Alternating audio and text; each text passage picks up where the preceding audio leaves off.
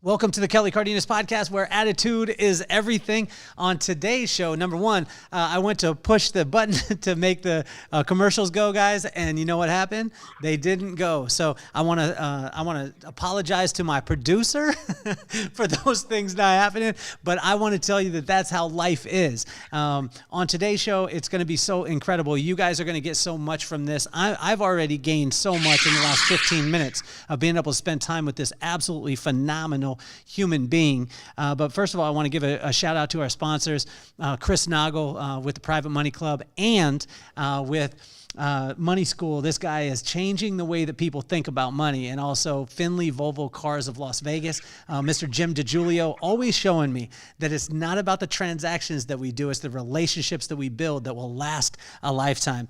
My producer too, if you see me look down at my notes, I got in trouble the last couple of times because we got to make sure that you guys know about the apparel, the podcast apparel. It is available now, and it's in the link in the bio, so you guys can check that out. Make sure that you check out the Vibe Room. It's the podcast live, like having an incredible individual like we're able to spend time with today. But we're having it live, and it's in front of a live studio audience, 3 to 4 amazing humans, and you get a chance to be able to experience them live. And that's going to be happening in Orem, Utah in July 13th, and then in Carlsbad in August. And the last thing that my son would say was subscribe to our channel. If you're watching and you haven't mashed the subscribe button, do that as quickly as possible. Now to the guest of honor. This guy is, honestly, like my brother is my hero. And I was talking to him earlier today and even in the days, in the last couple of months. And what he was telling me, he said that this individual, Luke, is probably one of the most amazing people that he's ever met in his life, which is a huge thing for my brother to say because he has great friends. Also, he was talking about him as an entrepreneur and then him, the intellect that this man has. But also the thing that hit me was every single thing that Luke does, he does with a purpose. So it's my honor, my pleasure. I've known Luke for quite some time. I haven't got to spend that much time with him, but I've known of him through so many different aspects, and we're going to talk about that as we go. But please welcome to the show the founder of WOODZEE Sunglasses, Mr. Luke Winter. Hi. Luke, I want to talk about this. This blew me away, man. When you started doing the sunglasses, you actually took, and you just showed me, and I want you to show the audience. You took recycled skateboards and then cut the recycled skateboards and made sunglasses out of them. And so I'm a one-off kind of guy. Like I don't like to roll into a place and see somebody with my stuff. I want to take it off. But can you show them and talk to us about some of the inspiration that you did? Because these kind of things just blow my mind. Yeah, I'd love to. Well, first off, I grew up in Los Angeles, close to Venice Beach. So I grew up skating as a child in the 80s and, lots of ramps and pools and Dogtown skateboards. I used to ride those all the time and Hosoi. So I grew up in the skate, had a passion for skating. Obviously, I'm too old now, but I wanted to, I created my brand based on style and nature. So sustainability that looks good. So I was like, why not take skateboards and turn those into glasses? Because I was already making wood glasses. So, it took a little while, but we got it down. And so I'll show you just kind of a example. I have stack. I collect the boards myself, by the way, and broken are still in one piece. This one just happens to be broken. So it starts off as just this regular old skateboard deck, and I love keeping the stickers on it even better because it's unique.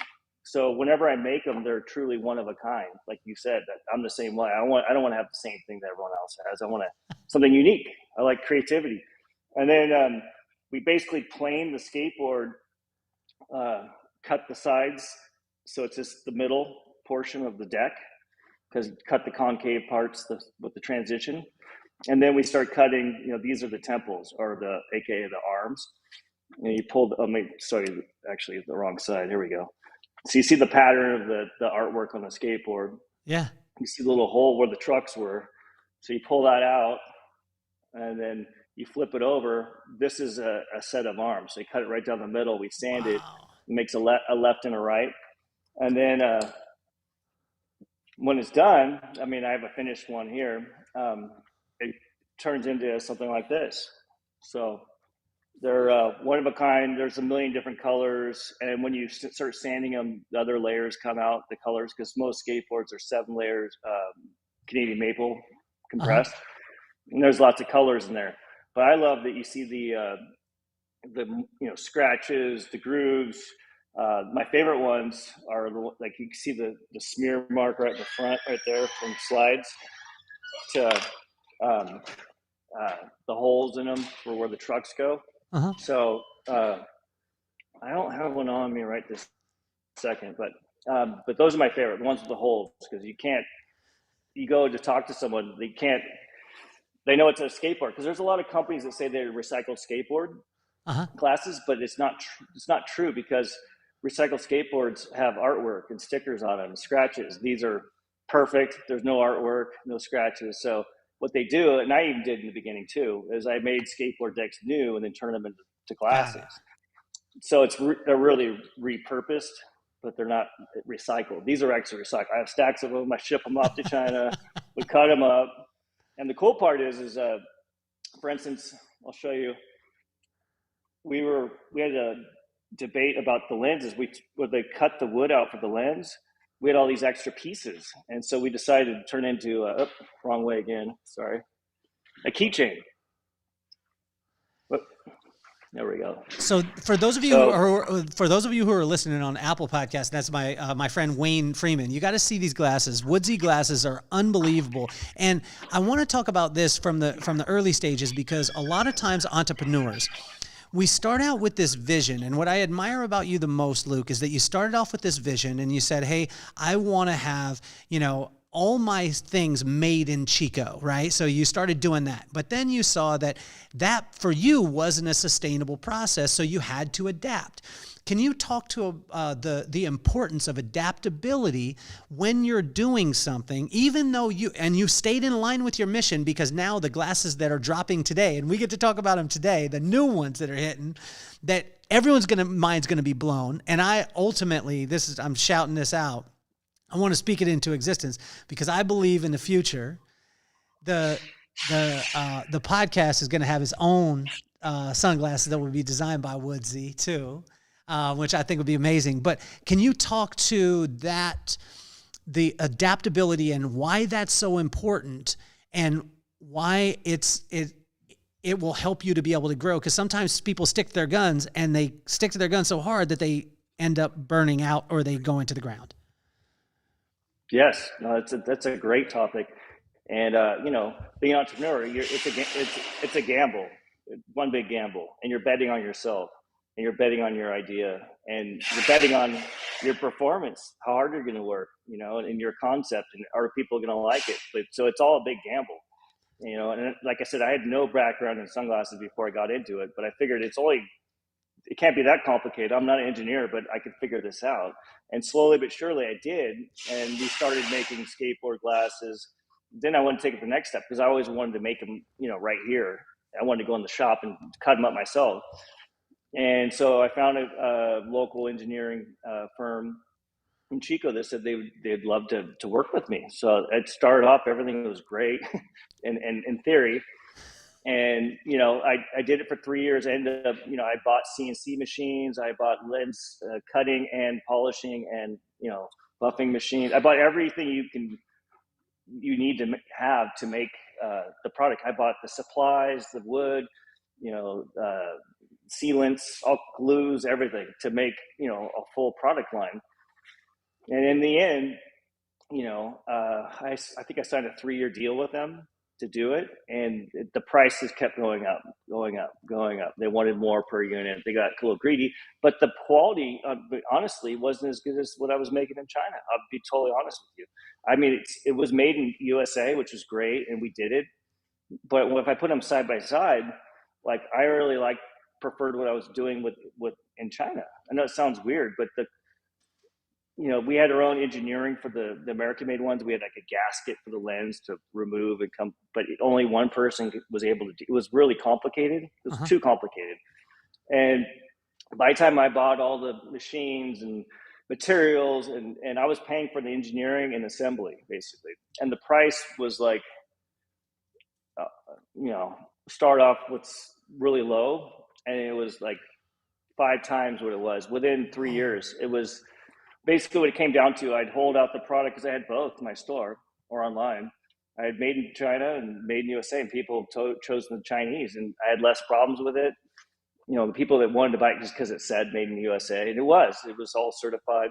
Uh-huh. But at the end of the day, people like price and quality, and the quality was just better. And so I got out of it. It almost ruined me, actually. To be, I'll be as an entrepreneur, Yeah. because Yeah. I Yeah. invested hundreds of thousands of dollars. I mean, those aren't cheap machines, and how much to produce, it was hundreds of thousands of dollars, and it didn't go that well.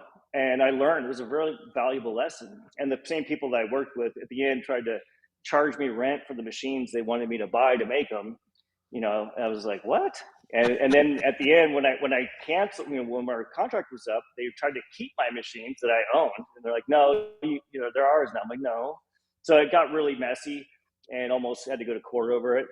And in the end of the day, I have a really good relationship with my Chinese production. They're Uh-huh. great quality, and it runs circles around what I had here in California. So I design them here. I use 3D printing. I do all that, like the concept, and then I have a really good relationship. I've worked with the same producer for 8 years now, Okay. and amazing. I dream it, show, and it's rough in translation at times, but they deliver, and the quality I'll put up to any other brand or any other sunglass. The quality is really really high and good. So So, and and good and good people. The people I worked with in China were way better to me and easier to work with than right here in California across town. I think People. I think that's a big thing too, because a lot of times, you'll hear a person will stand behind it's made in the USA, but I want every person out there that's whether providing a service or a product, that you got to realize that when you have a relationship with somebody and you treat them well, it honestly shouldn't matter where it comes from. It's the treatment of that person, which is amazing. We're talking about WOODZEE sunglasses. You need to go to woodzee.com right now and check these out. If you're listening, check them out, because honestly, like some of the coolest sunglasses, I remember getting them. I can't remember how many years ago, but my brother gave me a pair because he was spending some time with you. I want to talk about that relationship, because for you did things that, I mean, the UFC and sunglasses, like, I don't think that people like talk about them in the same sentence, but you did something and got involved because you were passionate. Can you talk about how sunglasses and the UFC can actually connect? Well, that's actually another good topic. I've always been very energetic, so I like sports, and uh, I moved. I used to live in San Luis Obispo County, and I worked at a bar called Mr. Rick's, and Chuck Liddell uh, worked as our doorman. This is long before in the UFC or getting paid to fight. And he told me, "Hey, I'm fighting for money now, and things are good. I'm going to Brazil, blah blah blah." And then I'm like, "Good for you, Chuck." And then I was walking by a magazine rack once, and I saw him on the cover, and I realized, I didn't even know about the UFC really back then. It's like 2002 or one, and so I started supporting him. I'm like, I know that guy; he's cool. So I started watching UFC, and I fell in love with MMA, and started training myself. I did jiu-jitsu and MMA training, and I box 5 days a week now. Like, I love fitness. And anyway, by chance, the local gym I was training at, called Standalone, had set up a seminar to have Wanderlei Silva come do a seminar and work with the people that go to the gym, some special techniques or whatever. I was just starstruck because I literally, my youngest son, my wife was pregnant. I'll never forget. It was New Year's Eve, and we are watching Pride, Wanderlei Silva, and then my son was born 3 days later. So it always stuck in my head. That was an amazing fight. And anyway, so I wanted to meet him. So I knew the owners because I had my clothing store. We used to do trade and whatnot. And I said, I want to meet him. They're like, do you want him to have him at your store? And I'm like, hell yeah. And so then I got introduced to your brother, who was his representation and his manager. And he was supposed to come for, I think, an hour or 2 hours max. Ended up staying like 6 hours. Genuine guy. Spent over 10 minutes with every customer that came in. And there was a line around the block. Like hundreds of people came to see him because he was a big deal. I even bought 2 axes because his nickname was the Axe Murderer, and he signed them. I raffled one off, and I still have the other one. But anyway, I was just a big fan of the sport, and that's how I got to meet your brother. I got to meet Wanderlei, and not only that, he came back again, and I went to his birthday party in Vegas. Like it was great, thanks to your brother and you. Really, got to see the other side of him, not just the guy in the ring, which is scary. Yeah. But he's a great. It was really fun. So anyway, I love both. I'm passionate about both. I'm passionate about martial arts. It teaches you discipline, dignity, humility, and a good work ethic. So I use that in my work outside of the gym. And fast forward to now, my oldest son, his friend is in the UFC now. And I watched him as a kid do jiu-jitsu here. His name is Nick Maximoff, and I believe he's a middleweight, 185, but he's in the UFC. And he actually asked me to sponsor him, and I balked. And the reason why, I'm like, I love martial arts, but I was like, I don't know if it'll translate. Like wood glasses with guys that are like beating the crap out of each other, like. But anyway, but now I have these indestructible ones, so maybe I'm going to come back. So yeah. So I think the coolest brands, this is for me growing up, the coolest brands had the story behind it, and the founders of those brands, they didn't look at, okay, what's the blueprint for a brand to be successful? They were like, nah, this is what I love to do. This is what I feel my responsibility and purpose is. And then I'm going to go at it. And then people catch on to it and it catches fire, like WOODZEE. And so one of the things that you said earlier, Luke, which I loved, you were like, I'm all about sustainability. I'm all about helping the planet. I'm all about doing the right thing. And then you were like, but I'm not a hippie. So most of the time, those things go together. Can you explain how you can not be a tree-hugging hippie but still want to do the responsible thing for the planet? Well, first off, I love hippies. I love everybody. My wife's a hippie. I grew up in Los Angeles, in the city, and there really wasn't anything like that. You didn't have any trees to hug, man. No. I grew up in the concrete jungle, but I do have respect for humans, for the planet, for animals. I love animals, and children to me are pure, and they should be protected at all costs. So I have like values, and kids have nothing to do with my sunglass line. So I chose sustainability. I can incorporate my background and my passion for fashion, I like to say, combine it with sustainability. So our slogan is WOODZEE, style and nature. So combining style first, because it's got to be good looking. You're not going to want to wear it, right? And but it also, you feel good about it. It's not just a gimmick. It's not like some other companies in the past have like tried to play on people's hearts, like, oh, we give and we do this and that just to make a sale, but they really didn't deliver. And I'm not like that. In the beginning, I used to plant trees, and basically what I do, because I went to school for geography, so I had every continent except for Antarctica. I said, where do you want to plant your tree? And I'd had an organization in each continent that represented the continent, and I'd send checks to them. But after a while, I'm sending checks to people I don't really know. I don't even know what they're doing with it. So I'm like, I'm like more hands-on. I want to do something that I control completely, and I know that it's being sustainable. So I created the Recycle program in 2013, 10 years ago, which means any WOODZEE product you buy from me, sunglasses that is, excuse me, you could turn it any time, today, 10 years from now, and the next pair is a half off for life. So once you buy it full price, you keep turning them in. My goal is, because what I do is I do free repairs. If they need repairs, I keep the good pieces, and I reuse them for free repairs for customers. I do it all the time. So my goal is to keep our footprint as light as possible, less stuff going. I don't want stuff going in the trash or landfill. Come to me, we'll keep it, live to another day. We just fixed some guy broke his skateboard glasses, so we put a different arm, a different color, but they're back on the road and he's happy. Everybody wins. I go, happy me, happy you, happy world. So that's kind of the mantra. And anyway, so you don't have to be hippie. It's just doing what's right. Our planet is definitely stressed out right now, the way our modern way of living with batteries and, jet fuel, whatever. You can go on and on forever. And I want to make products that are cool, I'm proud of, but also I go to bed at night knowing that I didn't just do it for a quick buck or to, take for granted our planet. And you don't need to be a hippie. You can be anybody. It's just doing what's right. And our products we're not perfect, but we try to get as close to perfection as we can as far as sustainability. Beyond just the products, even my packaging. It's see this little guy. Uh-huh. It's recycled paper. It goes in your pocket when you're not using it.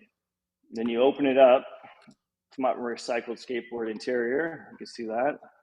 Take a picture myself of skateboards on the ground. Uh-huh. And then you put your glasses in it. And then voila. So it's protective. A triangle is very strong. If you drop them or even if you stepped on, you'd have to jump up and down to really break them. And then it's magnetic. It sticks to metal. You can hang it on the wall. And then when you're not using it, you take them back out, hold it back up, and there you go. It doesn't take up much room in your back pocket, your backpack, your suitcase, whatever. So I'm always trying to, every aspect of it, trying to make it sustainable, but also smart and creative. So it's not like everyone else. It's the same box with a sticker on it. Here you go. Just, I want to make something that's mine or something that's unique. So one of the quotes that I read that you had said really blew me away, because there's so many people out there, Luke, that they want to do good, but they don't know where to start. And I even heard this. I was at the pool one time. It was a couple years ago. I was at the pool in our neighborhood, and I said, we were doing some stuff for a homeless outreach. And this person said, I would love to get involved. I just don't know what to do. Like, I got money or I can donate stuff, but I don't know where to donate it. And this was the quote that you said that really just, it sat me back in my chair and helped me to realize this, or helped me to realize on a different level. And it was this. It said, I can't save the world. This is what you said. I can't save the world, but I hope to influence others. And it almost let me at ease. Can you tell us more? Like, where does that mentality come from? How did you learn it? Growing up in LA, was it parents? Was it uncles? Was it environment? I mean, you're a unicorn in this world, Luke. Well, thank you. I haven't heard that one yet, but I thank you. My strength is creativity. I mean, I've had jobs before this, like where, I was good at it, but I just wasn't passionate about it. And for me, I like change. I want to constantly create stuff. And I always loved clothes and fashion. So I was like, it's a way to combine what I really like. It's not a job to me. It's fun. It's like do something that your heart's really into, that's also helpful to others, and pour your soul into it and go for it. But uh, I made toothbrushes. I mean, I'm a sunglass producer, right? And I was thinking about it. It got me. I like to think a lot and think of new things, new ways. And it really struck me because how many people in this world brush their teeth? I mean, a lot, billions or whatever. And they're plastic. When they're done, they just throw it in the ground. And to me, that's silly because it's so wasteful. It's like, I don't sit there and chew on my toothbrush. I just brush my teeth. So this whole piece doesn't have to be petroleum-based plastic. It's cheap and it's strong. That's the positive. The bad part, it stays in the ground for a long time and it doesn't help our planet at all.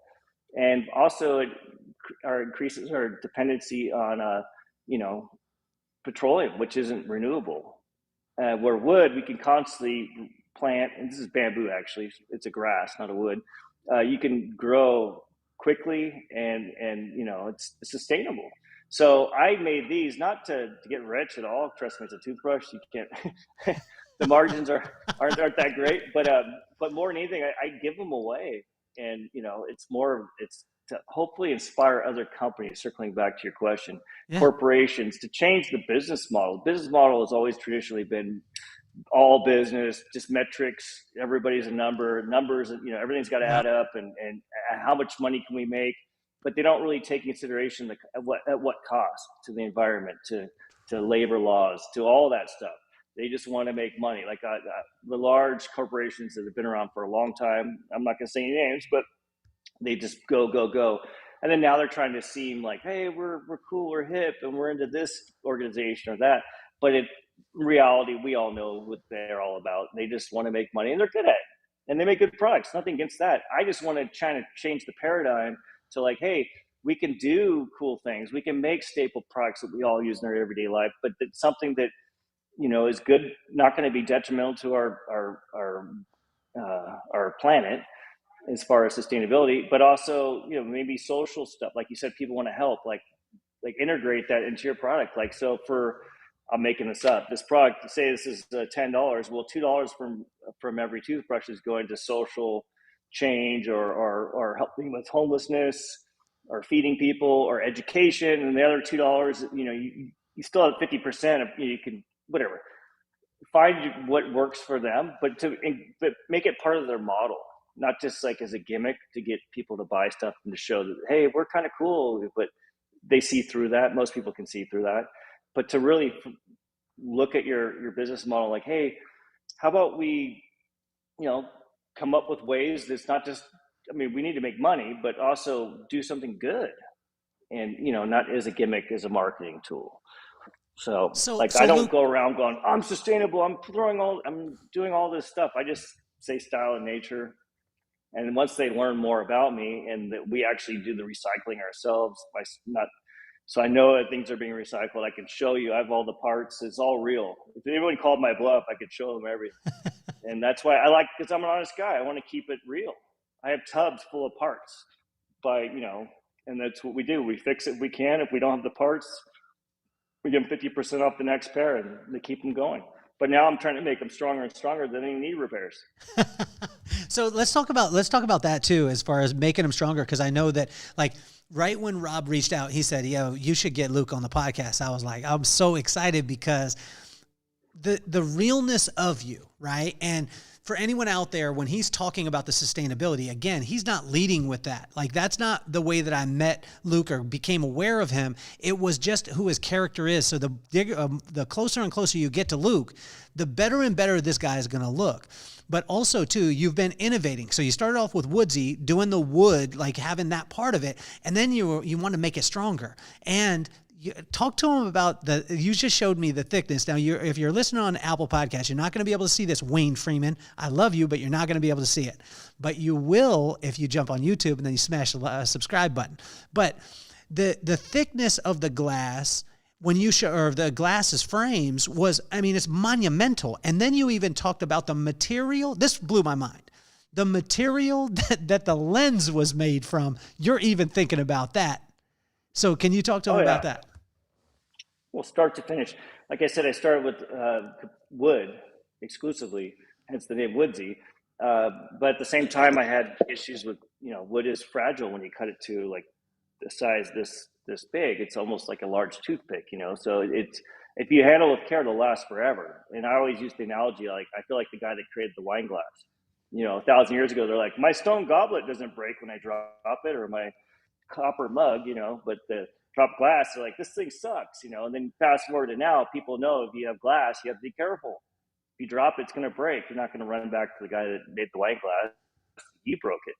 And so I had that conundrum when I had the wood. People were like, oh, it's something wrong with the grain or something. I'm like, I can't say they're lying, or I can't say you're dumb. I just said, well, I need to do better. I need to make it better so they don't even have this problem, because I'm tired of it.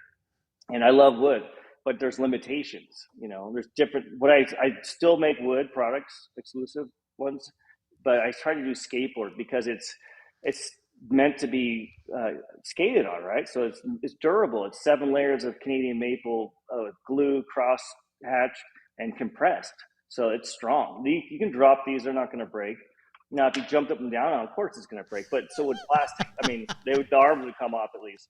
So I'm just trying to save people from themselves, and then also, I don't want disappointed consumers. And and I always say too, if they just broke on their own, they're like, it just broke. I'd be hearing snapping wood all day in my my warehouse, but that's not the case.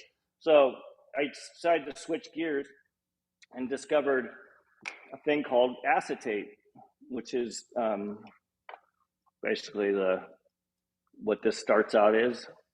There we go. So Luke is showing And you, if you're listening right now, Luke is actually showing us the actual material. So he's showing us a block of the material, and then he's showing us a pair of glasses that was made out of that exact same material. correct.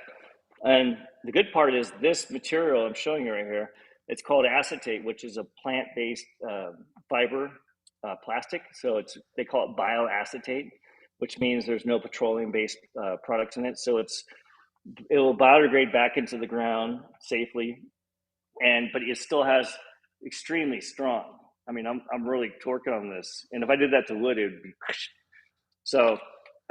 Basically, the best of both worlds. So you get the strength that you're used to with traditional petroleum-based plastics, but at the same time, you feel good about it because it's not just going to be another landfill issue. It takes them, I believe, I think 12 to 15 years to completely biodegrade. I'll post all this on my website once I put the products up, the certification for the products, but it's all real deal. It's all been tested.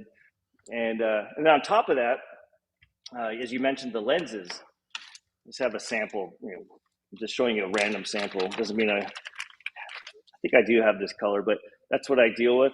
And what you see in the middle is let me flip it over. See that little stripe there? That's the coating that gives it they're all the same color, but that makes it polarized. Okay. It's a little film. But anyway, those are made from 48% recycled nylon. So they're nylon lenses, but 48% of the material is actually recycled. So they're not 100% yet, but they're a heck of a lot better than what's out there right now. And they're polarized as well. Those do not biodegrade, I'll be honest with you, it's nylon. Yeah. But the only alternative for sustainable lenses is glass lenses. But it doesn't really work with the wood because they're too heavy. It makes the glasses fall down. And, I'm worried about, they're tempered glass, but worried about safety. So I like the nylon because it's safe. And again, I've never claimed to be 100% perfect, but I do my best to get as close to where we can be that makes sense for the consumer and for the planet and for our company to survive. So I try to keep a balance. Well, Luke, I love this too. And I want you to talk about this because a lot of times people will say like, I want to do this. Luke, it sounds so good. I want to be sustainable, but the cost coming in is maybe going to be more or whatever it is. You have seemed to find the holy grail. What is the upsides to being sustainable? And what is the cautionary tale also, because you've been through both? Yes. That's a great topic. To be sustainable, sometimes it does cost more, but I think it's kind of coming closer and closer because of, that's the way the things are kind of turning, and because we have to. So before it wasn't really addressed, so they just went for the cheapest, strongest, which is petroleum-based plastics. But now there's been a turn, just not just in the eyewear industry, but just in the world, that we need to make changes. So yeah, they do cost more, but it's not as much as it used to be. It used to be a huge, stark difference in pricing. Now it's becoming, more comfortable. And at the end of the day, to me, it doesn't matter because that's part of my whole, business model is I don't want to just do it just to make a buck, with the quickest, cheapest material. I want to make something that the customer loves. I love making it. And the planet is not threatened by it. So I want everyone to win. That's the goal. Is everyone going to win, get 100%? Maybe not, but if we can get it balanced, we all get 85%. That's a heck of a lot better than what we have now. Right now, it's like zero. One guy wins, everyone else not so much. Well, I think a lot of times, kind of balance things. I think a lot of times too, Luke, people look at a person like you, a very successful entrepreneur with an incredible brand. And I want to say this, Luke didn't ask me to say this, but I tell you, if you're wearing a pair of glasses and they're not WOODZEE, you're doing yourself and the planet a disservice. So that's my public service announcement. But also too, people look at an entrepreneur like you, they look at someone who's doing what they're passionate about, loving what they're doing, having fun while they're doing it, making a difference, and they're like, oh, wow, I want to do that. Can you talk to a person evaluating if they want to be an entrepreneur or not? Because not all the story of Luke is rainbows and butterflies and, you know, hey, I'm making some sunglasses and then everyone in the world is buying them on the first day. And I like to talk about this subject because entrepreneurship is so popular right now.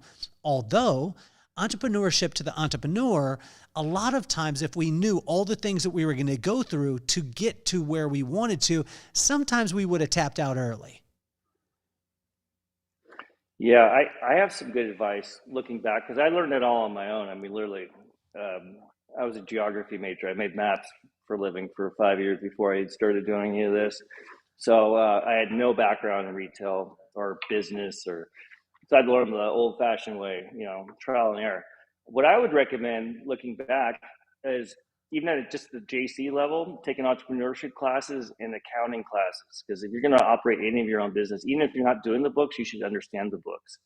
And that way you can keep your business healthy. You can have the grandest idea, but if it's not penciling out, you know, it doesn't mean anything. So accounting, even if you don't like it, get a good grip on accounting, some business law. You can do this at the JC level because I did a long time ago at Cuesta College. Um, uh, and I took an entrepreneurship class, business law, and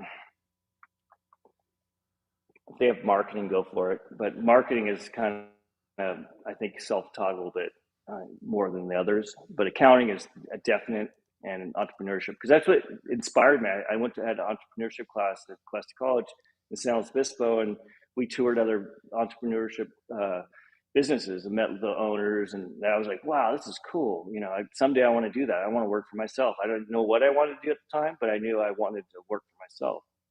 And I did not take accounting, which I wish I did. I'd learned the old-fashioned way. And then the best piece of advice I'd give you to anyone that wants to get into entrepreneurship, whatever industry you want to do, like say, for instance, I'm in eyewear. In hindsight, I would have, if I go back in time, I would have worked for a sunglass company for 5-7 years and really learn the business, make contacts, learn to your, like, basically you're getting paid to train. And then if you want to go for it, then you go for it later. But then by then you understand, I had to come in through it kind of sideways because I sold sunglasses to my business, but I never made them and I didn't work at a sunglass company. But I recommend, you know, whatever it may be, if you want to be a car manufacturer, I'd work for a car or not dealer, but the brand, actually getting the marketing for Chevy or Ford or whatever it may be, and just really learn the industry, learn what the consumers like, and then also last piece of advice is it's you could have the best product in the world, but if no one knows about it, you gotta have like a niche. Like if you're like, you know how many t-shirt people came into my clothing store for years, like, I got a new clothing line. I'm like, what is it? It's like 3 t-shirts. I'm like, no, man, you gotta do better than that. Like, and there's a million, dime a dozen. Like, why don't you make socks? Why don't you make belts? Why don't you make like just do something that's not saturated so you have a better chance of succeeding. And then something that's different. So like WOODZEE at the time, there really wasn't wood sunglasses. I think I was one of 3. You know, there was Schwood and Proof and WOODZEE. So it was like the Wild West. So I saw a niche because I already had a fashion background. I'm like, well, I know sunglasses enough. I'll figure it out as I go. And then boom, that was off to the races. And learned a lot. You know, trials, tribulations, success. And I don't know if I mentioned this earlier, but what I really found success with is doing private label. I make custom sunglasses for large companies, and that's great. It helps me support my brand and my dream too. So there's always ways to take your craft and the stuff I'm making for them. You know, you won't see online. I can't even say their names because it's private label, but they're big companies, really nice clients. I love doing them. And something new. I get to constantly make different stuff. I make custom packaging for them, custom sunglasses, whatever they want.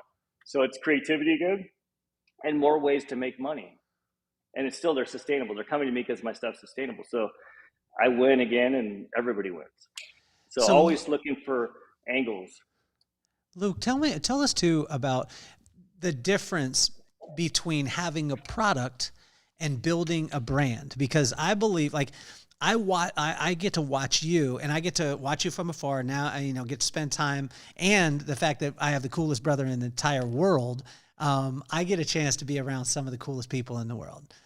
But I get to see, like, to me, WOODZEE is not, and you know this already, and it's in your heart. WOODZEE is not a sunglass company. It's a brand. It's a brand. It's a vibe. It's something that you want to be a part of. Like, I don't like that I don't have a pair of WOODZEEs in the studio right now, so I could just show them. So we're gonna make that happen.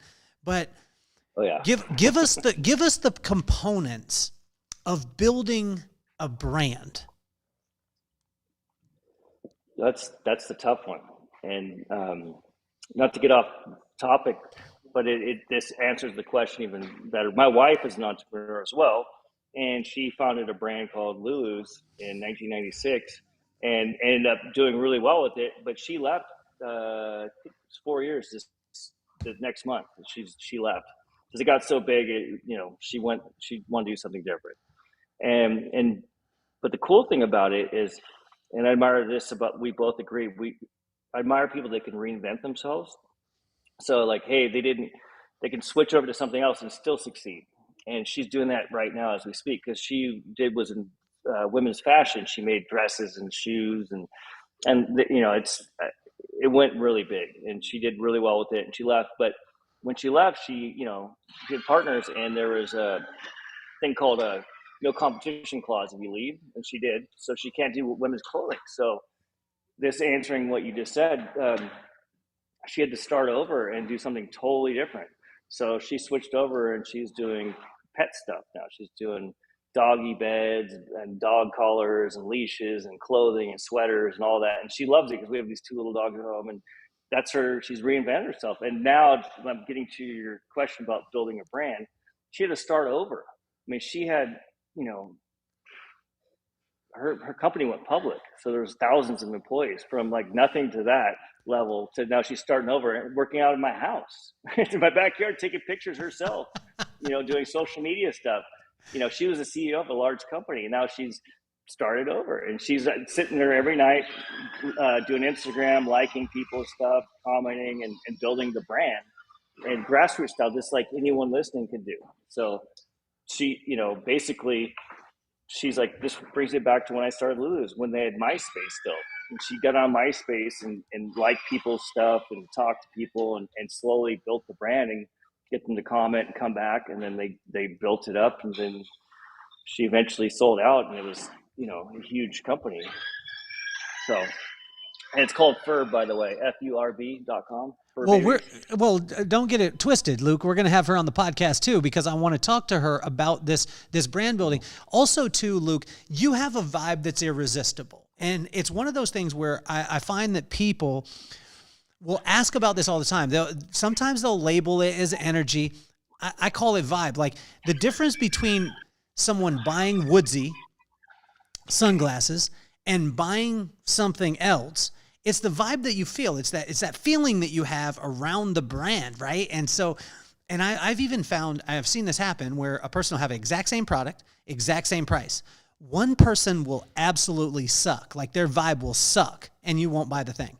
And then the other product is exactly the same, and sometimes it could be even a higher price, and you'll be like, no, I want that one, because the vibe that you feel around it. How does a person construct a vibe like a Luke? I'm not saying that we're going to repeat what you do, but for the people out there that are building brands, I think that component, they'll build the following, the marketing, the stuff like that, but you have the holy grail where you have a vibe that people just want to be a part of. How can we do that?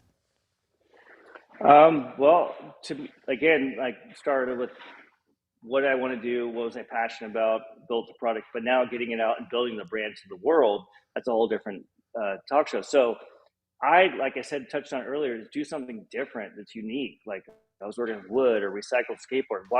Otherwise I'm going gets people with huge budgets for magazines and commercials, sponsored athletes. I don't have that. I'm just a little Joe, basically starting with nothing. So slowly but sure, social media is huge. And won't lie, I'm 51. That's kind of my weak spot, but I'm working on it.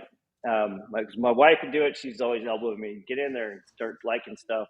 But I don't even have an Instagram, a personal one. But anyway, social media is huge. Uh, Communicating with your customer. I love the store, or I'm a people person, so I love making people happy. I like, sharing my passion for what I do, and when people buy our products, I always try to. I mean, obviously, I love what I do and my product. I believe in it, so I stand behind it. But I also treat my customers. If they have a problem, we take care of them. No questions asked. You keep them happy. The best advertising is word of mouth. They'll tell their friends, you got to check this out, and then they come to our website or social media or whatever it may be. That's kind of, I'm more old school that way. But social media is huge because it's the the newer generations. They're pretty much on it daily. So interacting with them though is you can have just pictures, but it doesn't do much good unless you're interacting with them. So just treating the customer as well as much care as you put into making the product or whatever you're doing, if you have a store, whatever it may be. Because you can have the coolest product in the world, but if no one's buying it, it doesn't mean anything. Or they don't know about it, it doesn't mean anything. So you have to let people know about it, but also customer retention. That's why I do the recycle program, where I feel good about, like, because I'm actually controlling it and it's actually real, and we're actually limiting the amount of waste. And the customer loves it because they get 50% off the next pair, and it's brand loyalty. A lot of our customers, we keep them. They keep coming back. There's people that made 8 orders over the years. Because they're like, we take care of them. We're not the big name, but we make a unique product that you really can't get anywhere else, and it has a good, foundation uh, sustainability. And then, taking care of them for life. Basically, we want to keep them. The customer, it's like, I don't know if you've seen my store. I'll just kind of do a quick little sweep, but it's stark white, and the only thing in here is the product. And if you see those little things on the wall, those are pictures of our customers. So every time in the store, we take their picture and throw on the wall, because that's what's important: the product and the customer. So that's it. They don't come here to look how cool the pictures are on the wall. I mean, it's them. They love it. They come back, and there's people that have been on there multiple times. And so we want to fill the room up with pictures of our customers, and then the product. That's what's important, not me. Drop the ego. Ego is not your amigo. Remember that. That's another one in business.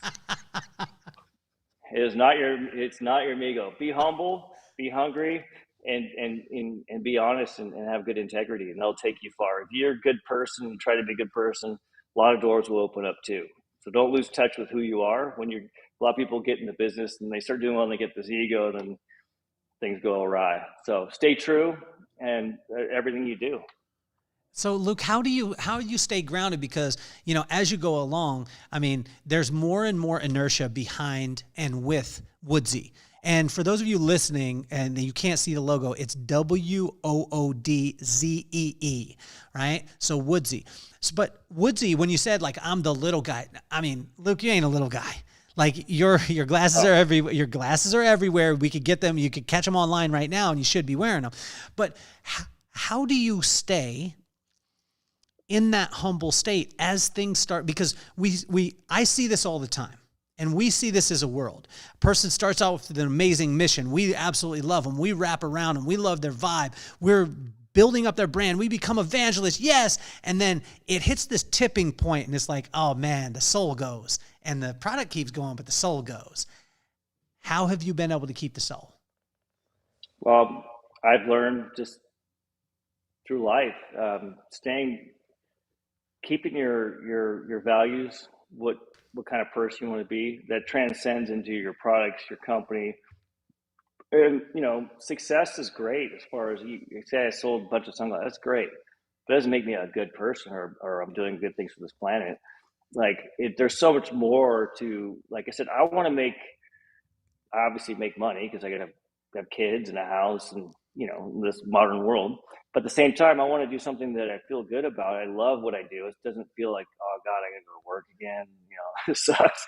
I'm passionate what I do, but also, it's like I feel good about it because you got to stay humble. Like I've seen it happen so many times, and even when I was younger, I started. I had some success, and but I've learned the best things. My products are better. Everything is once I really focused on humility and giving back, but not asking for a thank you or make a quick buck, but just give back and don't even say what or for. Just being a good person. I think a lot of doors will open. People will see through. There's no smoke and mirrors. I mean, I'm just me. I'm the same guy. If you've met me in Vegas or here or wherever, and my wife too. My wife is a huge company. Went public. She left, but anyway. But she's still we make dinner together every night. We live we're just the same people. We grew up just like average Joes, modest life, nothing. I had to share a room with two brothers. I wasn't handed anything, and we've had some success, but it hasn't changed us. And we appreciate our friends like you, our pets, this world, everything. You say appreciation. I always say gratitude is gratitude. And I believe in that because the key to happiness is one ingredient. I was on a ski lift. This guy's like, you know what the key to happiness is? I'm like, what? He's like, gratitude. I'm like, you're right. Because if you're grateful for stuff, you're happy instantly because you're grateful. So I try to implement that into my life and into my product line too. Be grateful we can use these sustainable materials. I'm grateful I have customers. Grateful I have customers to be on my wall. I'm very, without customers, I have nothing. Or my producers, I have nothing. So I don't take anything for granted. And like I said earlier, like ego's not your amigo, I mean that. But confidence is good because you earned it. You worked hard for something. You practiced something. You kept going. You didn't stop. Confidence is good, but that's not an ego. That's the quiet, the silent warrior. You're strong. But ego it's all fake. You're projecting what you want people to think you are. You're just insecure. So I try to keep it humble, keep it simple, just stay Luke, and just do the best that Luke can do. Hopefully they like it. Luke, probably one of the best lessons that I ever learned was from Rob. And he told me, he said, more people will learn from your missteps than they will from your success. And so what is the biggest boneheaded decision you ever made as an entrepreneur? To make them in the U.S. Well, that was ego. I'm like, oh, we could do this. I was it was all passion, but I wasn't using this as much. I was all heart. I'm like, oh, I got this and let's do it. And I threw money at it and I trusted people without really getting to know them. I was just like, oh, you said you could do it. Let's do it. And little I know, I won't get into depth, but I cheated with the wrong people with the exact opposite ideals as me. They wouldn't even let me into the facility. They're trying to charge me rent for the machines because I wanted to go in there and like design stuff. Like, no, you can't come in here. I'm like, what? But anyway, I won't get into it. But that was rough. I almost lost it all. That was an expensive lesson, but it also taught me go slow, do your research, don't just run off the heart. The heart's good to have, but you gotta use both. And and that was one of my biggest failures. But it didn't break me. It came close, but that made me stronger. And then I learned, like, all right, well, let's just focus on what we can control and who we're working with, and the right people and the right materials, and I have to go to work on my social media skills. But other than that, everything is firing on all cylinders. As I mentioned earlier, the private label is really what I do the best business. It's that's not a hobby. That's pure business. And when people order, it's like 10,000 sunglasses or 20,000 sunglasses. So it's like so selling one in the store or one online or whatever. It's a good deal. So that helps me and helps me keep pushing my product line. So I balance both. My ego is not in the way. I'm like, all right, well, I can say, oh, I'm just a designer. I'm only going to do my stuff. Well, it doesn't pay the bills all the time. You got to be smart. I'm like, all right, well, what are other ways I can make money and we can do both. You just got to be open to new things, but never stop thinking, never stop trying, never stop working. Because the harder you work, the luckier you get. Luke, the more that you speak, the more I love it, man. I mean, it's incredible to be able to hear, because again, you see a brand like WOODZEE and you're like, I want to be a part of it. I want to wear the glasses. I want to do this stuff. And then you get a chance to talk to you and connect with you. And it's like, man, I don't just want to wear the glasses. I want to tell the world about this. Like, how important is it for you to have evangelists as opposed to just customers? Well, like as I said earlier, if you believe in something, it's easy. Like, like the analogy I'm going to use is like when you're in school, you have to give a speech. If you're not into it, you didn't do the work, you're going to look really bad. It's going to be awkward. You're going to be nervous. People are going to be like, what the hell was that? But if you really love what you're doing your speech on, you did the work, the confidence, you read, you researched, you were organized, you executed correctly, it's wonderful. And people are inspired and they're like, wow, that was amazing. They want to hear more instead of like, oh, that guy messed up. So you get out of what you put into it. You need to pour your heart into it, your brain into it, but work ethic. You have to work. Nothing. I think a lot of people forget that being an entrepreneur, it never stops. When you're at home, you're still working. The weekends, you're still working. It's not like you're normal when you work for someone. I'm off work, I'm done. Like school, like you have homework all the time. It's like being in grad school or something. It doesn't stop. You immerse yourself into your business and your customers and marketing and materials used, whatever it may be. But you live it. You're basically one and the same. WOODZEE and I are kind of the same. If I was a product, I'd be WOODZEE. That's how I see it. Creative, funky, one of a kind. I'm different. I like to be different. I don't want to be like basic guy or like every other Tom, Joe, and Larry. I'm Luke. I'm not saying I'm good, but I just, there's only one of me. I like that. And there's only one of you too. I never met anyone like you. So that's a compliment. Thank you. And that's what you have to do with your business too. And I know it's a silly little analogy, but there's a lot of people doing this. Like, how many pizza companies are there? Like, what are they going to make your pizza something different? I don't know. Do something. Like, come up with a fresh idea. If you're going to do pizza, it's got to be better than everyone else out there. And not to be ego, but just like otherwise people aren't going to come. Like, yeah, I'm already comfortable with what I already have available. So what's going to change their mind? You know what I mean? So what were some of the lessons that your parents, like now that you look back on it, that your parents instilled or family instilled at an early age that you didn't know that was happening, but now you use as a foundation?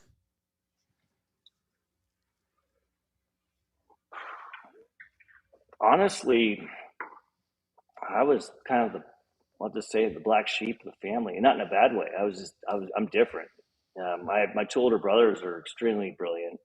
They went to school, were just driven. One's building U.S. embassies around the world. The other one's a stock trader. I mean, they're both like, we UCSB, Cal Poly, and here I am at Chico State, Cuesta College. I went the other way, and I'd say I'm more street smart than book smart compared to them. They're more book smart, less street smart. So, which is fine. My wife, the same. She went to San Diego State. It took her 8 years, and but she ran a huge company. So my point is, it doesn't really matter. You can have all the accreditation as you want, but you got to have the work ethic, the drive, the passion, and you can't learn that in the classroom sometimes. But like I'll reiterate, I take accounting and entrepreneurship classes. That definitely won't hurt, because you need to know the financial health of your business. Even if you're not doing the books, you should still understand it so you can review and work with whoever is doing them.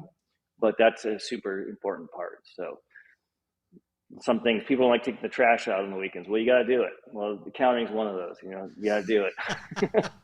What was a word, Luke, in accounting that changed your life? And I'll give you an example, because once I became aware of EBITDA, it changed the way I thought about business, because it took me from thinking about just a legacy business.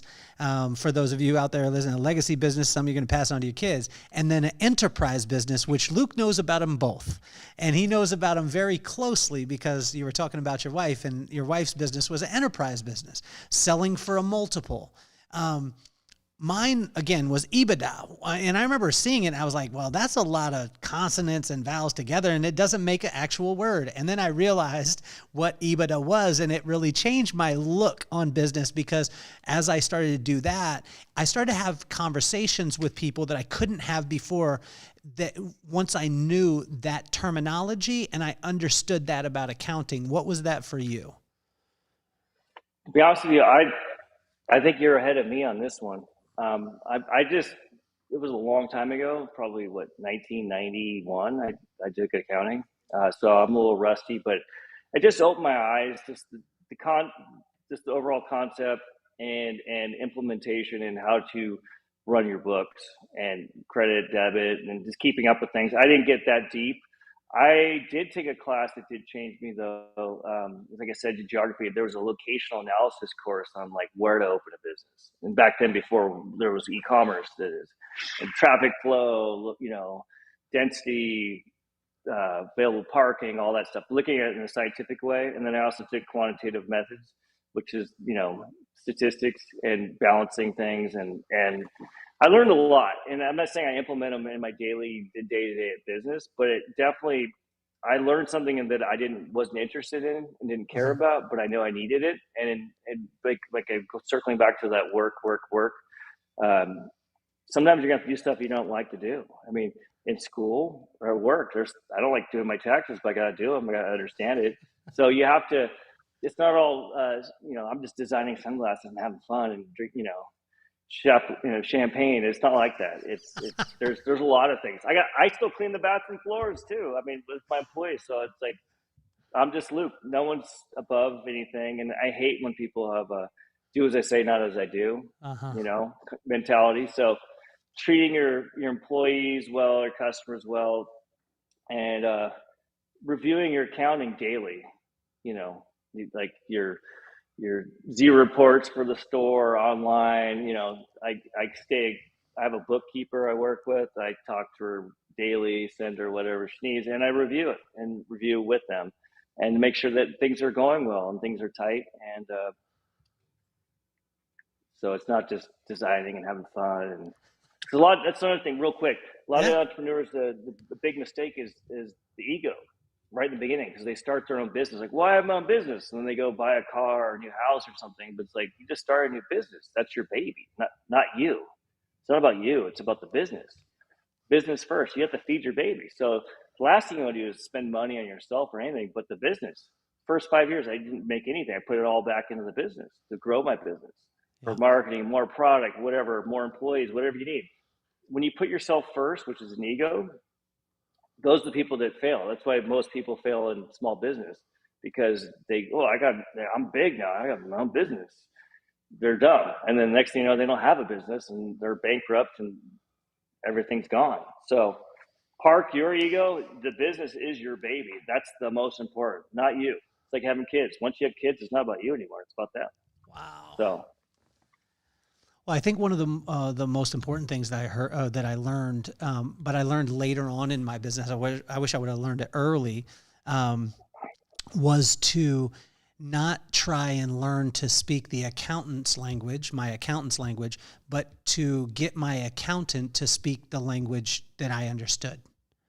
And that was a paradigm shift for me, because at first I was like, oh, wow, I need to understand the terms, all the stuff.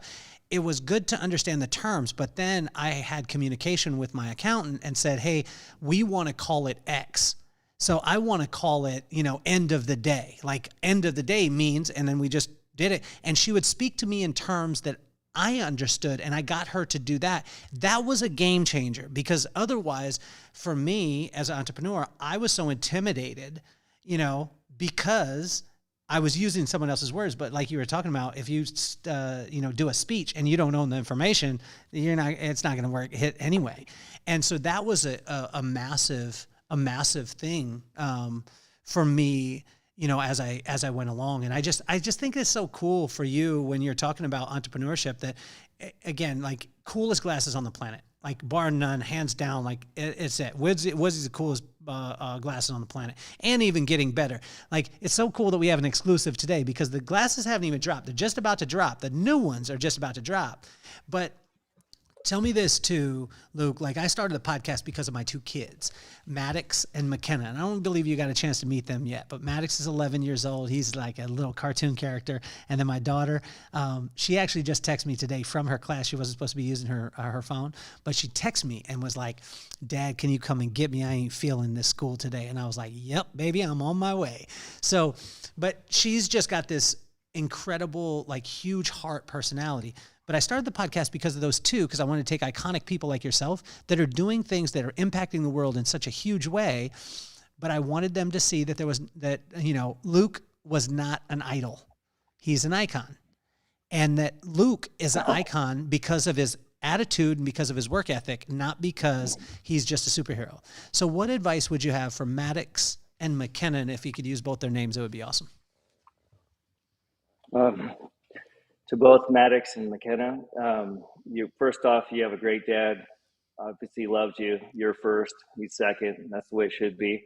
And what I would share with you is you're already off to a great start just by having your dad. But set your goals, like whatever it may be, and then things may change. I mean, you're young. I'm sure things will change. What you want to be in school or life, whatever.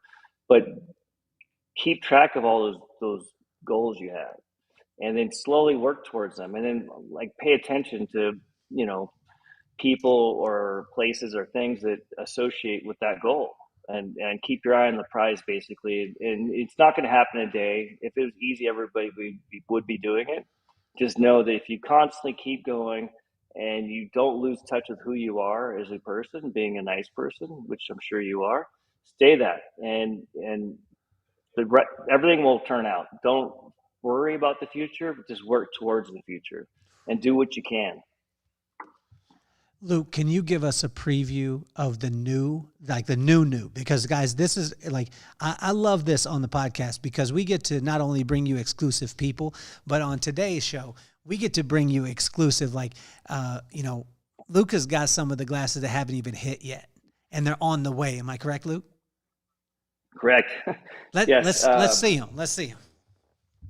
Well, I showed you earlier the skateboard. Now I'm coming out with update the skateboard. So you get the skateboard, recycled skateboard, temples, and then the plant acetate frame. So it's pliable. You can bend it. You can make them prescription lenses if needed. They're still biodegradable, and you can put your own. Go to a licensed optometrist or ophthalmologist, and they can help you out with getting them set up for RX needs. But either way, they're completely biodegradable except for 52% of the lens. And then this is my favorite. I've named it Hollywood. I was born in Hollywood. This is my personal favorite one I made for myself. And I love these. The tort we're using, it's a lemon tort, we call it. And then the black will be translucent. It's called Shadow. And most of them are at a photo shoot in Maui right now, or at Maui, Kauai, excuse me. And they come tomorrow. They were supposed to be here already. That's why I had timed it with this. But sometimes things don't work out, just like the advertising thing. But you got to roll. Hey, things happen. I was supposed to have all my stuff now for the show. I still have some, but I don't have the full line. And I really wanted to show it. But, maybe not today, but maybe another day. So, and this is called the Imperial. One thing I forgot to mention. I'm very proud of being from California. I love California. So all of our styles are named after places in California. Yes. So for instance, this one's called the Imperial. This will fit me because I have a big head. It's a little large. And I have a smaller size, which is called Coronado. So Coronado, Imperial Beach. And then I have Hollywood. And then I have Malibu. I have Avalon. I have Fairfax and Wilshire now, small and large. I have the Bel Air. I have Napa, Playa del Rey, where I'm from. So anyway, I always want to keep California close to my heart because there's a lot of brands out there, but I think we're the only WOODZEE Sunglass brand, real one from California. So, but other ones are I think Oregon and Idaho or something like that. So, celebrating California is so diverse. Luke, who would not be your customer? Someone that just wants to spend $10 or $20 at gas station sunglasses, that doesn't care about the environment, doesn't care about fashion, just wants something quick and easy. that's probably not us, but it's fine. I actually sell those in my store still, but you know, push. Sorry. Oh, 1 second. Luke, right now, he's trying to help somebody into his store right now by saying push as opposed to pull, and I love this. He's No, such a you're such an no, incredible human being. uh, I guess the door was locked for customers, but one thing about being an entrepreneur, you never turn off the business. Yes, So we of can still have course. the podcast and have customers. So remember, I said it's not all about me; it's about So Luke, everybody. there was a thing that you didn't mention, and this is the one that you didn't mention: a Carlsbad sunglass. So we need to get those on the books at some point. Carlsbad, and I have a guy that has a big ass head that would probably work well in them. So It's what's touching Carlsbad? Is it Solana Beach or which is the neighboring county to you or location? There's Encinitas and Oceanside. All right, so we'll have Carlsbad and Oceanside or Encinitas. There we go. It has See? to be like I have Francisco and Oakland. Everything kind of plays off each other. So yeah, we'll talk more about it, and hopefully I'll see you this summer. I'll be down in Coronado next week for Oh, till middle of August. well, I'm coming down. I'm going to force you to be my friend for the rest of your life, brother. You can't get rid of me. You Deal. cannot. Well, Luke, honestly, it has been an absolute pleasure. And most likely when when our producers push the outro button, it ain't going to work. And I want you to realize, everyone out there listening or for you watching, when we started, the producers pushed the button for the commercials and they didn't run. But I want you to know that that's what entrepreneurship is. And that's what Luke just help us to be able to realize, because we all have the plan and then we have what happens. And most of the time, what you want to happen ain't going to be what happens. It's going to be the way that you deal with it. And Luke, you have been a phenomenal example of that, man. I applaud you. Every single person out there right now, you need to go to woodzie.com and you need to check out the glasses. I mean, it is unbelievable. And this is what I want, Luke. I was going to wait until we got off the podcast to say this, but this is what I want. Is there a way to get some Hosoi? Because I never had a Hosoi skateboard. I never had it because I couldn't afford it when we were growing up. Huge fan, hammerhead. Sunglasses.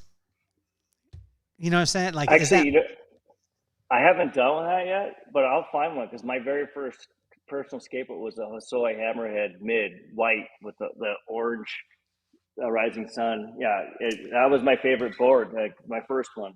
Then I had many Dogtown boards, but yeah, no, I definitely will.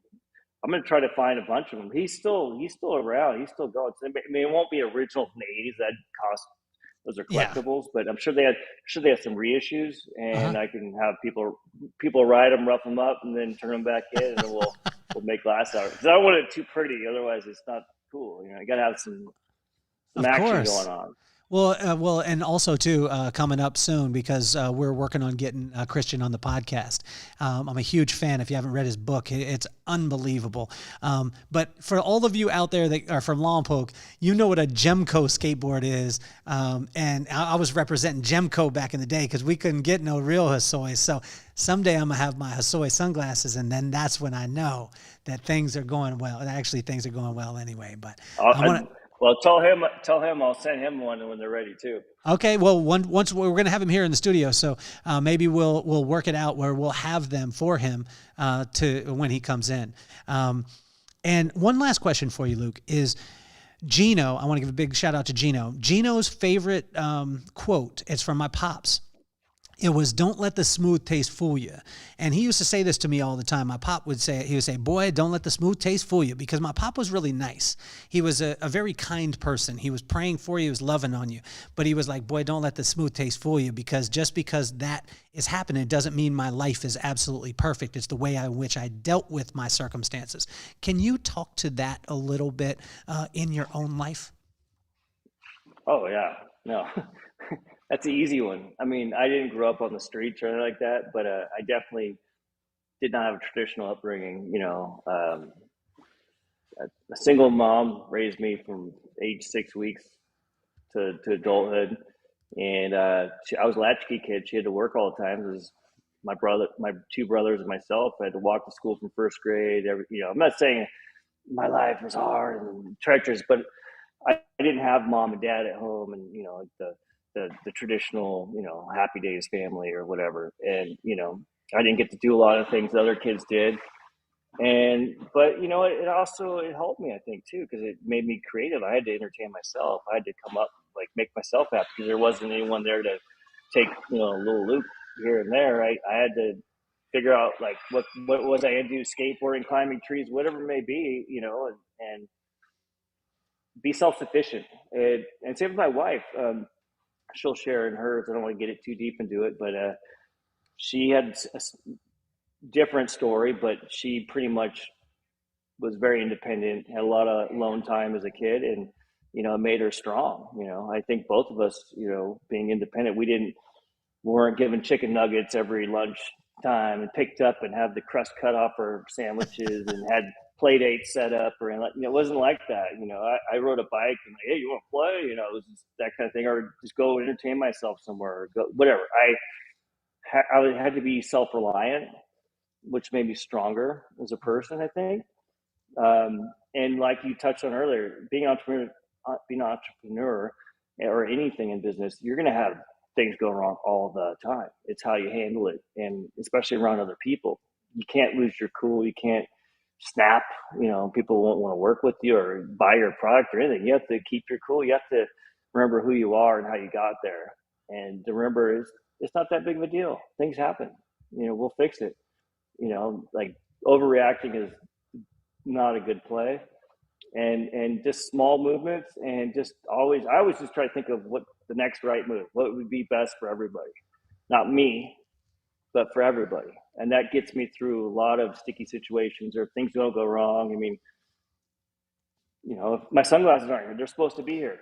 I could be stressed out going, oh, let's postpone this, or move this, or damn it, they're not here. That doesn't do any good. That's what a child does. They have a temper tantrum, or run away from the problems. You deal with your problems. That's called growing up. Like, things happen. All right, well, what can we do about it? In our control. Well, I can't. I have to wait for the shipment still, but the show goes on. I still have enough to have a podcast with you, and it's sometimes it's worth the wait. You never know. Luke, how do you foster forgiveness in business? And the reason why I ask this is because even I'm going to call myself out, like right before our men's group this morning, which we have a men's group in Carlsbad at 7:30 in the morning on Tuesday morning, every morning. There's no admission cost, anything like that. You just come as you are every single Tuesday, 7:30 to 8:30. Anyone out there listening, come to our men's group. But I was just about to walk into the men's group, and I was ready, because it's a spiritual based one. We were talking, we wanted to connect as men. And I looked out and I saw someone, and I was like, man, I want to punch that dude in the throat. And it was because of history, right? And I realized, man, I was struggling with unforgiveness with that dude. And I would love to be able to candy coat it and be like, no, I want to be but Luke, today I didn't want to be the better person. I want to walk right over and just punch him right in the throat. And then I sat down and I was like, man, why am I feeling that way? And it was like, because I'm harboring stuff. And then I started to explore it, and I was like, I'm harboring stuff that is wrong in me. It ain't nothing to do with him. And then I was like, man, that sucks, because now I'm wrong. And I wanted to be able to tell my men's group, like, yo, this happened, and then them be like, yo, he's wrong. And they pointed right back at me, and they were like, what in you is causing you not to forgive?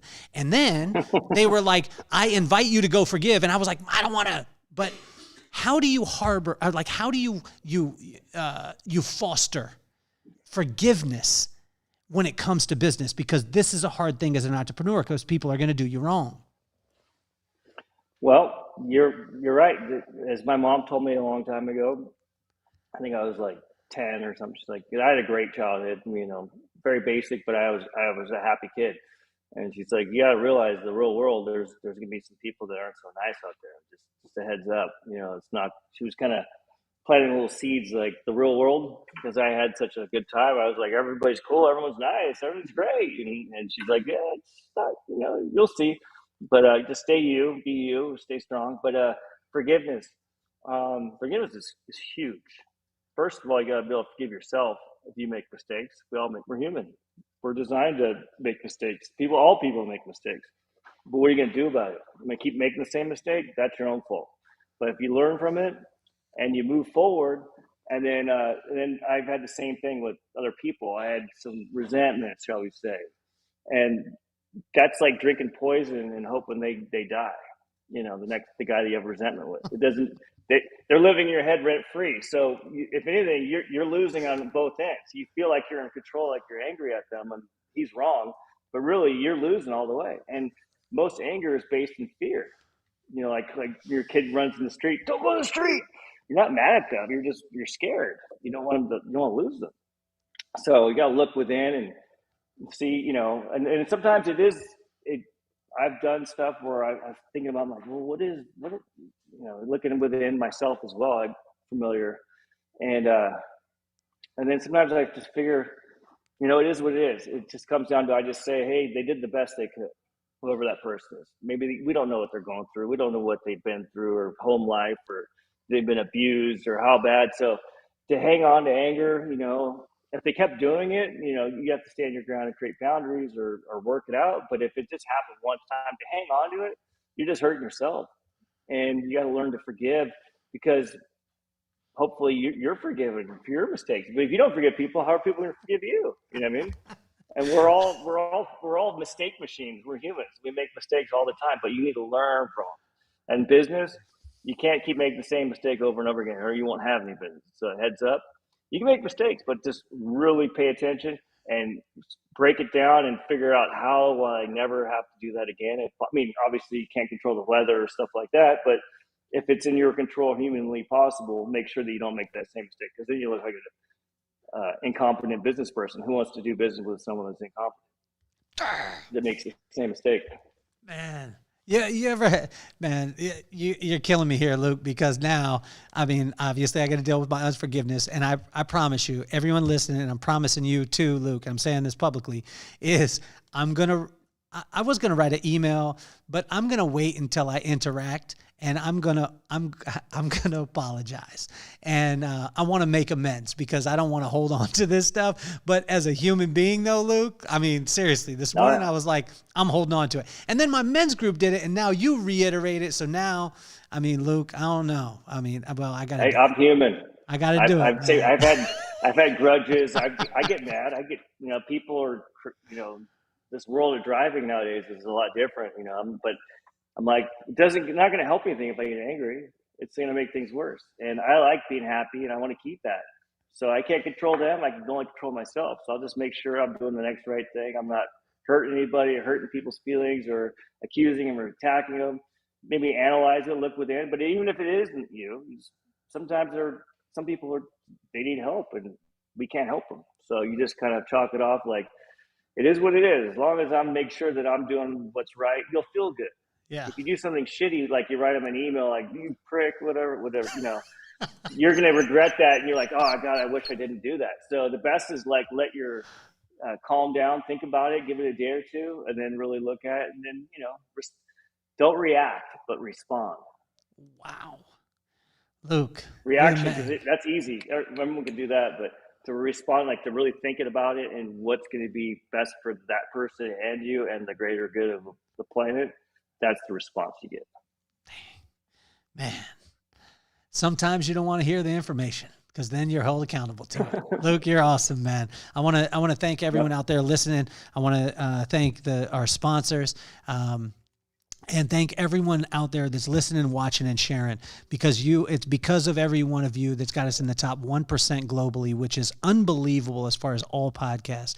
So make sure and share this. Share this with an entrepreneur that needs to hear it. Share this with the person who wants to build a brand. Share this with a woman, a man, a child, and share it with anybody that doesn't just want to buy cheap sunglasses from the gas station and not make a difference in the world. If you do want to make a difference in the world, every one of you should be wearing WOODZEE sunglasses from this point forward. Luke, you have been an absolute pleasure, man. I can't wait to have you on the show again, and I can't wait to hang out with you in Coronado. Well, thank you very much. And just bulletin for me real quick. The new product should be up within 2 weeks. So you can go ahead and go online and check it out now. I'm blowing out all my old stuff at really good discount.